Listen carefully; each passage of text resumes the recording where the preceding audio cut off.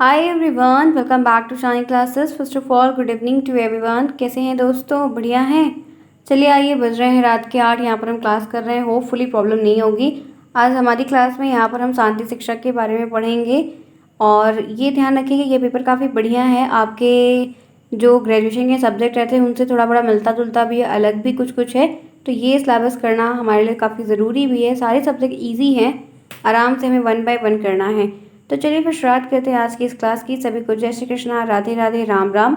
Hopefully बढ़िया तरीके से रहिए, पढ़ाई करिए अच्छे तरीके से। कोई प्रॉब्लम हो तो पूछ सकते हैं आप मुझे कमेंट बॉक्स में, आपको रिप्लाई ज़रूर मिलेगा।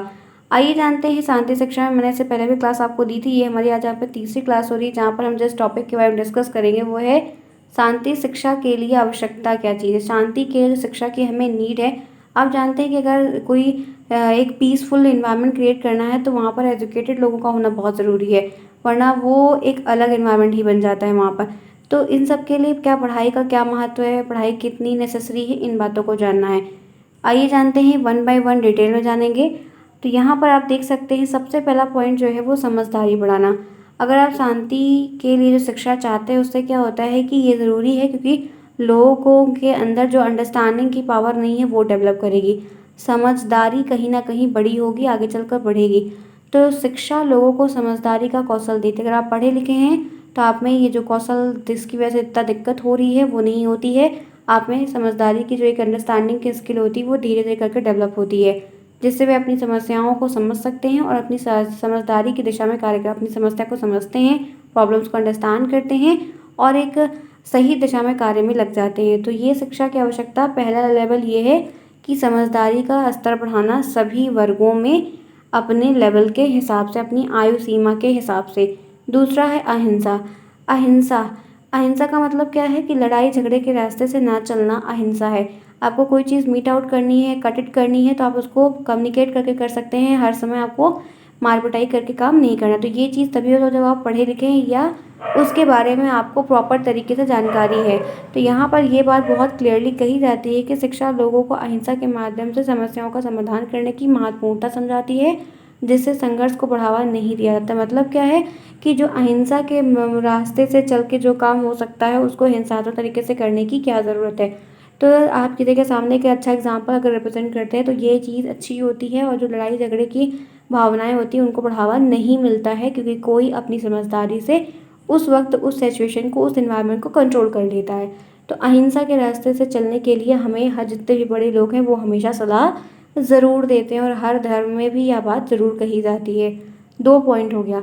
तीसरा है संतुलन और सहमति। संतुलन भी होना बहुत ज़रूरी है, इक्विलिब्रियम बैलेंस बनाकर चलना बहुत ज़रूरी है। तो ये कहा जाता है कि शिक्षा लोगों के संतुलन और सहमति की भावना को बढ़ावा देती है। जी हाँ, अगर आप शिक्षित हैं, पढ़े लिखे हैं, तो आप बैलेंस करना, ज़िंदगी में एडजस्टमेंट करना, एकोमोडेट करना जानते हैं। सहमति की भावना भी होती है, एडजस्ट करना सभी को होता है, जिससे वे समाज के बीच में असहमति को कम कर सकें। इसलिए जैसे समाज में कोई मुद्दा है या कोई पॉइंट है तो वहाँ पर भी जो लोगों की एक अनसेटिस्फैक्शन उनको भी दूर करने में सक्षम होते हैं, उनके भी मनोबल को लेकर चलते हैं। तो ये सारी चीज़ें जब एक क्रिएटिव, अच्छा पढ़ा लिखा एनवायरनमेंट होता है तो वहीं पर ही देखने को मिलता है। नेक्स्ट चौथा पॉइंट है विविध समुदाय के बीच समझदारी। फिर क्या होता है कि बहुत अलग अलग समुदाय होते हैं, कमेटी होती है, ग्रुप्स होते हैं, तो हम समझदारी का भी बहुत पक्ष रखते हैं और समझदारी भी हमें दिखानी पड़ती है कमिटीज़ के बीच में। तो कहते हैं कि शिक्षा विविध समुदाय के बीच समझदारी और सहयोग को प्रोत्साहित करती है। जो ये शिक्षा है अलग अलग जो कम्युनिटीज़ है, समुदाय हैं, उनके बीच में उनको मतलब आगे बढ़ाती है, सिखाती है और ऊंचा बनाती है और अच्छा करने का प्रयास करती है। और जो कोई प्रॉब्लम्स आती है तो वहाँ पे मीट आउट करना, कट इट करना, हटाना, नेग्लेक्ट करना, हेल्पिंग नेचर होना, प्रॉब्लम्स का सलूशन निकालने में आपको काफ़ी ज़्यादा हेल्प मिलती है। तो डिफरेंट डिफरेंट कम्युनिटीज़ में डिफरेंट डिफरेंट माइंडसेट के लोग होते हैं। अगर आप सब पढ़े लिखे हैं तो शायद उसमें से कोई एक लीडर होता है जो हर लोगों को अपनी बात में कन्विंस कर लेता है, और फिर धीरे धीरे काम आपका आगे बढ़ने लगता है। तो शांति बनाए रखने के लिए, एक अच्छा इन्वायरमेंट बनाए रखने के लिए ये बहुत ज़रूरी है।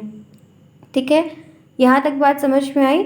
आइए इसी के साथ और आगे बढ़ते हैं। संघर्ष प्रबंधन कौशल, जहाँ पर कह रहा है कि शिक्षा लोगों को संघर्ष प्रबंधन का मतलब क्या होता है कि अरेंजमेंट, आपको कैसे जो लड़ाई झगड़े हैं या आपकी बात खराब हो सकती है या बहुत दंगा फसाद होता है तो वो चीज़ आप कैसे एडजस्ट कर सकते हो, वो कैसे अरेंज कर सकते हो, तो वो कौशल आपको शिक्षा सिखा देती है।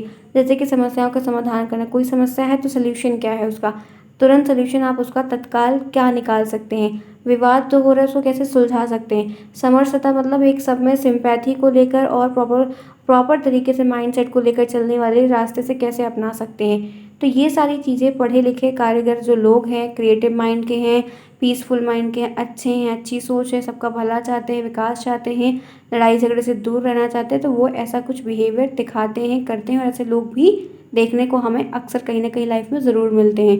तो ये काफ़ी पॉइंट्स थे जो मैंने आपको बताए हैं। आप देख सकते हैं शांति के लिए शिक्षा की क्या-क्या आवश्यकता है। तो ये 3-4 पॉइंट्स हैं जो शांति बनाए रखने के लिए ये शिक्षा होगी तभी ये चीज़ पॉसिबल है। आइए इसी के साथ और आगे बढ़ते हैं, कुछ और अच्छी बातों को जानते हैं। शांति शिक्षा का पाठ्यक्रम, जब बच्चों को ये सिलेबस पढ़ाया जा रहा है या बताया जा रहा है या आप ऐसा कि एनवायरनमेंट चाहते हैं तो आपको उनकी पढ़ाई लिखाई में कुछ ऐसे सब्जेक्ट को डालना होगा जिनसे वो ऐसा काम करें। तो इसमें क्या-क्या आप इंक्लूड करेंगे वो जानते हैं। शांति शिक्षा का पाठ्यक्रम सामाजिक और आत्मिक विकास को प्रमोट करने के लिए डिज़ाइन किया। जी हाँ, सोशल जो ये समाज में माहौल है, जो सोच है और जो आत्मिक विकास है मतलब सेल्फ कॉन्फिडेंस जो बिल्ड होता है, उन सब चीज़ों को बनाने के लिए शुरुआत से ही डिज़ाइन किया जाता है, जिसमें विभिन्न प्रकार की जानकारी सम्मिलित होती है, छोटी-बड़ी हर प्रकार की उसमें इन्फॉर्मेशन होती है और कौशलों के विकास के बारे में भी बताया गया होता है, जो शांति स्थापित करने के लिए, समस्या को मिटाने के लिए, ख़त्म करने के लिए बहुत ज़रूरी है। तो इस पाठ्यक्रम में कुछ मैं ऐसे आपको छोटे-छोटे निम्नलिखित पॉइंट्स भी बता देती हूँ, जो आपको ध्यान रखने होंगे कि ये करिकुलम में होना ही होना चाहिए। जैसे पहला पॉइंट, समाजशास्त्र और राजनीति। अगर आप शांति शिक्षा के बारे में हैं, पढ़ा रहे हैं, लोगों को बता रहे हैं, सिखा रहे हैं, तो समाजशास्त्र उसमें ज़रूर होना चाहिए।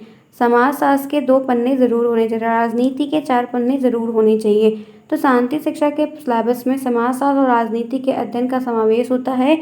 इस किताब में, इस अध्याय के अंदर आपको ये सारी चीज़ें दोनों मिलाकर मिलती हैं, जिससे छात्र को समाज की समस्याओं के कारण को समझने में काफ़ी ज़्यादा मदद मिलती है। तो पहला पॉइंट आपका ये बहुत अच्छा है, ध्यान रखिएगा। दूसरा यहाँ पर है शांति संवाद, ठीक है? मतलब शांति से जो काम हो सकता है, शांति से प्यार से बात करके वो चीज़ें हो जाइए। तो ये कौशल सब में नहीं होता है, जो संघर्ष सुलझाने के लिए सहमति की प्रक्रिया को समझते हैं कि किसकी सहमति बन सकती है, क्या कुछ लोग देखिए, बहुत सारे ऐसे लोग होते हैं जो चाहते सही हैं लेकिन उनके बोलने का लहज़ा अलग होता है, तो बात ख़राब हो जाती है, बल्कि दिल की इंटेंशन जो है वैसी नहीं होती है, लेकिन मुँह से ऐसा शब्द निकलता है कि वो बने बनाए काम को बिगाड़ देता है। इसीलिए जब ऐसे लोग जान जाते हैं कि मन के वो मुँह से गंदे हैं लेकिन मन के बुरे नहीं हैं, तो उनको किसी अच्छे काम के लिए नहीं भेजा जाता है, क्योंकि रह दे भैया तू जाए बजाए बिगाड़ देबे, ऐसे अक्सर कहते हैं।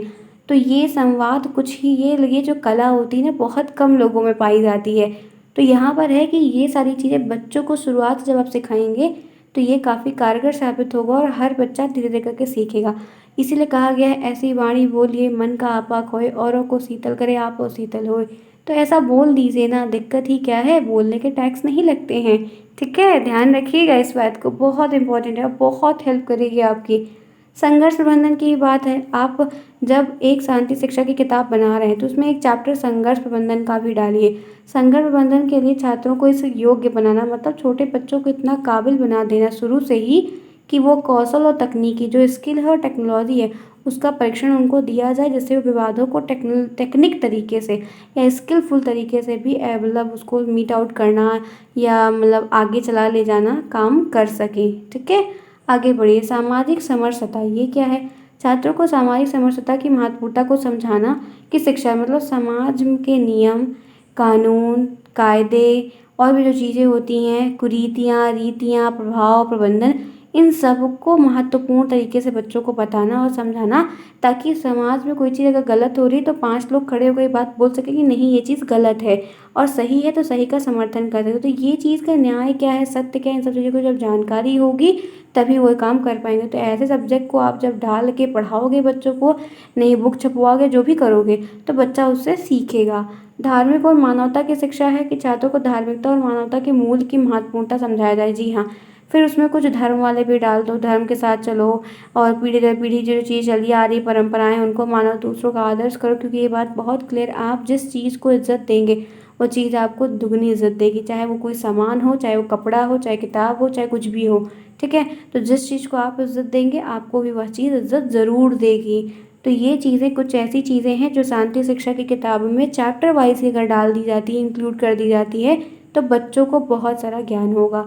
समझ में आई बात? क्लियर है एकदम? आइए इसी के साथ और आगे देखते हैं। जीवन में शांति हेतु उपाय। आपको जीवन में अपनी लाइफ में कुछ शांति करने के लिए जो उपाय होने चाहिए वो क्या क्या होगा, या आपको कहा जाए कि किसी की लाइफ में पीसफुली लाइफ बनाए तो क्या है? तो पहला है, आप उसको सलाह देंगे कि ध्यान और मेडिटेशन करिए। ध्यान और मेडिटेशन का प्रैक्टिस करना मस्तिष्क के लिए काफ़ी अच्छा होता है, मेंटल लेवल के लिए, मेंटल की आपके मन की स्थिति को परमानेंट बनाए रखने के, स्थिर करने के लिए, सैचुरेटेड बनाए रखने के लिए। काफ़ी क्योंकि आपका मन जो उड़ता रहता है कभी इधर कभी उधर कभी उधर, तो उसको स्थिर रखता है। आपको शांति की अनुभूति करने में भी काफ़ी ज़्यादा मदद करता है आपका ध्यान और मेडिटेशन, जो कि आप चाहे 5 मिनट ही डेली क्यों ना करिए। दूसरा है योग और प्राणायाम। इनको भी करना चाहिए, तनाव कम होता है, लंबी लंबी सांसें लेते हैं, मानसिक स्थिति में आपका सुधार होता है, डीप ब्रीथ बहुत अच्छी होती है, और खुली ताज़ी हवा भी सुबह के लिए बहुत लाभकारी होती है। स्वस्थ जीवन शैली, एक अच्छी जीवन शैली के बारे में भी ध्यान रखना। नियमित व्यायाम करना, नहाना धोना, खाना पीना ढंग से करना, सो हर चीज़ टाइम टू टाइम होना, पंक्चुअल होना, तो ये अच्छी एक जीवन शैली आपकी लाइफ में होनी चाहिए। समय का प्रबंधन, समय की जानकारी आपको है, समय का सही तरीके से आप एडजस्ट कर सके, दिन के दिन आपको क्या करना है, रात में आपको क्या करना है, कैसे कब आराम करना है, कब आपको काम करना है, कैसे चीज़ों को चलायमान ले चलना है, तो ये सारी चीज़ें इसमें बताई जाती हैं, जिससे आपको काफ़ी लाभ होता है और आप आगे बढ़ते रहते हैं। साथ ही के साथ समय बिताना, जैसे घर मेंबर हैं, आपके माता पिता हैं, तो आपको कोई प्रॉब्लम है तो आप, जैसे होता है ना कि किसी चीज़ को उलझन चलती है तो किसी बता देते हो, हेल्प मिल जाती है। बहुत नहीं मिलती लेकिन हाँ मिल जाती है, खासकर अपने पेरेंट्स से बता देने पे। तो प्रॉब्लम्स जो होती है वो हमें समझाई जाती है, बेटा यहाँ पर सुधार कर लो। आपकी अपनी मन की शांति के लिए हम बहुत सारी चीज़ें अपने पेरेंट्स से बता देते हैं, तो ये चीज़ देखने को आपको मिलती है, जिससे आपका मन हल्का हो जाता है, फिर आपको अच्छा भी लगता है। स्वाध्याय और पढ़ाई, सेल्फ स्टडी करना, चाहे अखबार पढ़ना, मैगजीन्स पढ़ना, न्यूज़पेपर्स पढ़ना, तो इन सब चीज़ों को भी जब आप पढ़ते हैं तो आपको देश में क्या हो रहा है बहुत सारी जानकारियाँ होती रहती हैं, और लोग अपने एक्सपीरियंस को भी शेयर किए रहते हैं। जो एडिटोरियल पेज होता है पेपर में, उसमें भी बहुत सारे एग्जांपल्स दिए, चुटकुले दिए रहते हैं, बहुत कुछ दिया रहता है, तो वो काफ़ी हेल्प करता है। उसके बाद आप यहाँ पर कह सकते हैं साझा करना। शेयरिंग वही है, अपनी बात को, चिंता को अपने दोस्त से, परिवार के मेंबर से, अपने पार्टनर से, जो भी आपके जो क्लोज हों, कलीग्स हों, जिनसे भी आप बता सकें, शेयर कर सकें, उनसे कोई दिक्कत है तो बताना। खुशी भी शेयर करना, दुख भी शेयर करना। कला और विनोद से भरपूर होना। आप में अभ्यास हो, आप नई नई चीज़ों की अभ्यास करें, प्रैक्टिस करें, कुछ एंटरटेनमेंट वाला भी करें, मन को जो अच्छा लगे उस तरीके से भी कुछ काम करें। कला में काम है तो कला बनाइए, संगीत अच्छी है, संगीत की प्रैक्टिस, पढ़ाई करिए, जो रुचिकर हो, जो लाभ दे आपको, जिसका मन आपका खुश रहे, उसको करना चाहिए। सेवा कार्य करने चाहिए, दूसरों की मदद करने के भाव भी आप में होने चाहिए। आपको अच्छा भी लगता है और आपके लिए आगे काफ़ी कारगर भी होता है। वो आपको जो आपके छोटे होते हैं वो भी इन चीज़ों को देखकर करने का प्रयास करते हैं। स्वतंत्रता का मूल्यांकन, स्वतंत्र और अपने स्वयं के मूल्यांकन का माध्यम को बनाने से आपको आत्म शांति का सबसे महत्वपूर्ण हिस्सा, मतलब ये है कि जैसे फ्री होना। फ्री होने का मतलब क्या है कि आप बहुत स्टेज में फ्री हो जाते हैं। जैसे इस समय मतलब अभी नहीं, जैसे इस समय मैं थोड़ा थोड़ा फ्री हूँ, उतनी बाउंडेशंस नहीं होती है जितनी पहले हुआ करती थी। तो आप भी जैसे बड़े हो जाएंगे, थोड़ा और हो जाएंगे, तो आप भी धीरे धीरे चीज़ों से फ्री होते जाएंगे, और फिर आप सेल्फ एनालिसिस कर पाएंगे। जैसे आज देखो दोस्तों, खेलने की मनाही नहीं है, जब मर्जी तब जाओ खेल के, लेकिन ऐसे ब्रैकेट पड़े रहते हैं और मन करता जाए खेलने, लेकिन बस काम और चीज़ों के आगे नहीं खेल पाते। तो पहले क्या था कि डांट पड़ती थी। तो एक मूल्यांकन खुद से करना कि हम लोग जज करते हैं खुद को, यार हम कहाँ हैं इस वक्त, क्या कर रहे हैं हम, हमें क्या करना चाहिए, हम क्या डिजर्व करते हैं और हम क्या कर रहे हैं। समय तो जा रहा है ना, यूँ समय बीत जा रहा है, अब तो समय खलने लगा है। पहले छुट्टियाँ हम लोग सोचते थे अरे ठंडी आएगी, गर्मी आएगी, अब कब ठंडी आ गई है और कब गर्मी आ गई है नहीं पता है, क्योंकि वो जहाँ जाना है वहाँ पहुँचने के लिए दिन प्रतिदिन सर फोड़ो हाथ पैर फोड़ो, वहाँ पहुँचने के लिए वो दिन कट जा रहा है। तो ये चीज़ें खुद को एनालिसिस करना, ये सारी चीज़ें सिखाता है, और ये हम तब सोचते हैं जब हम स्वस्थ हैं और मन अच्छा है, सोच अच्छी है, विकलांग नहीं, कोई तकलीफ नहीं है, तो ये सारे कार्य करते हैं। ठीक है, तो ये सारे उपाय हैं, अगर आप ऐसा करते हैं तो आपका मन शांत होगा, आपको स्थिरता आएगी, आपका सुखमय जीवन होगा, और आपको बहुत सारी मदद मिलेगी, जिससे आप अपने अच्छे से जीवन यापन करने में सक्षम होंगे और आगे बढ़ पाएंगे। यहाँ तक बात समझ में आई, क्लियर हुआ कॉन्सेप्ट?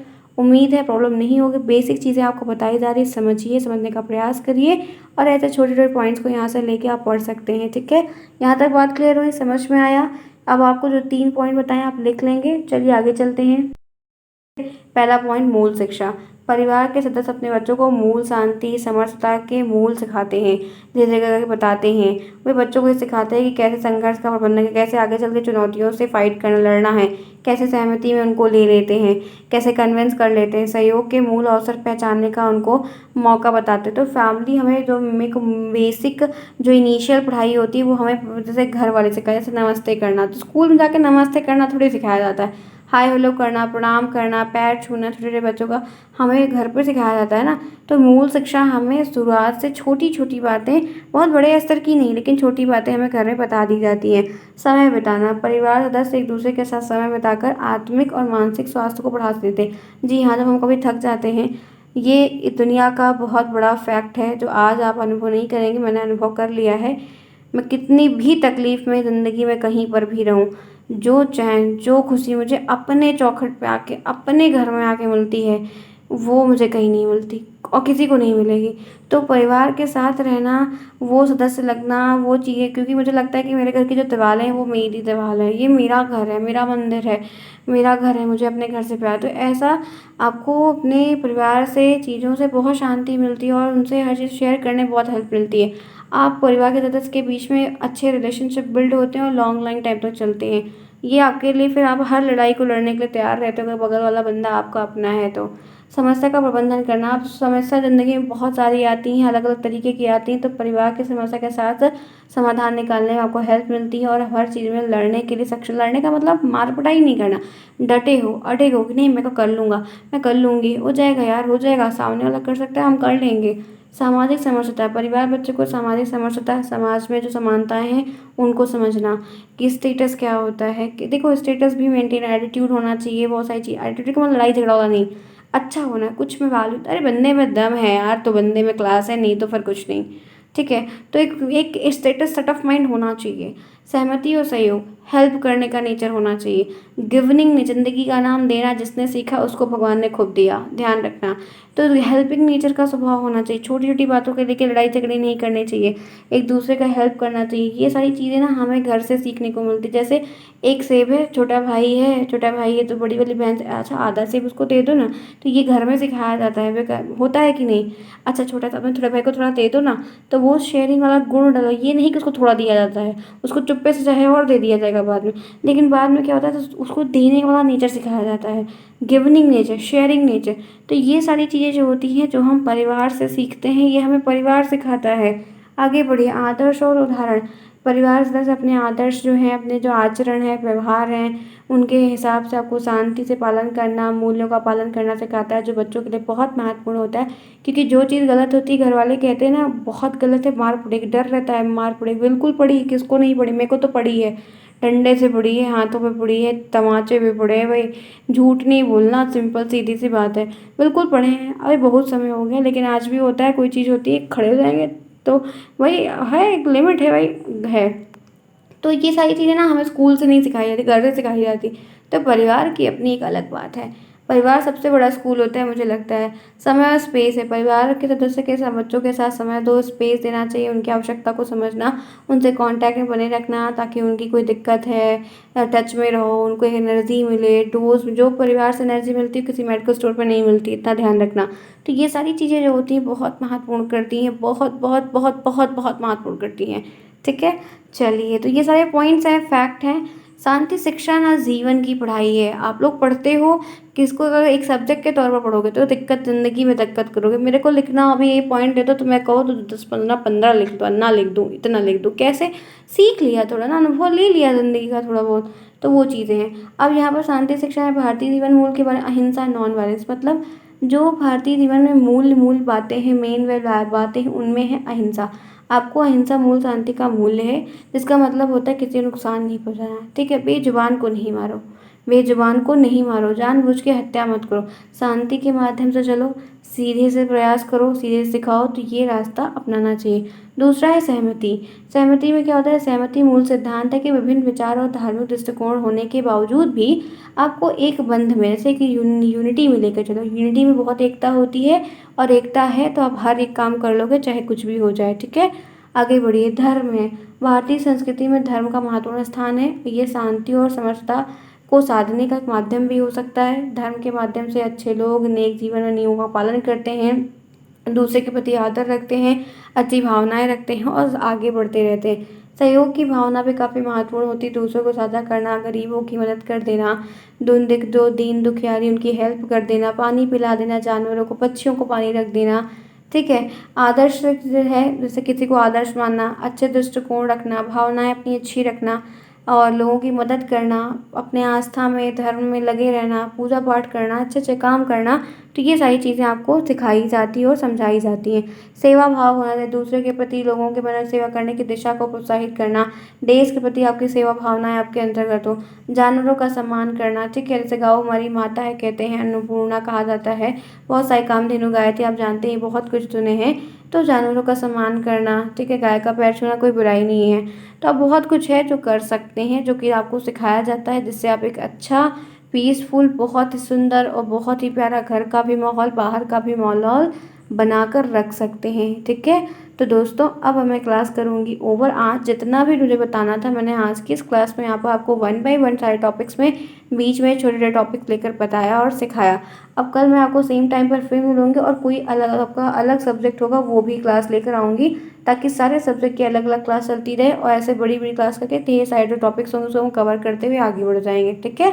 चलिए फिर इसी तरह से आप भी स्माइल करते रहिए। Bye bye, take care, see you soon, good night.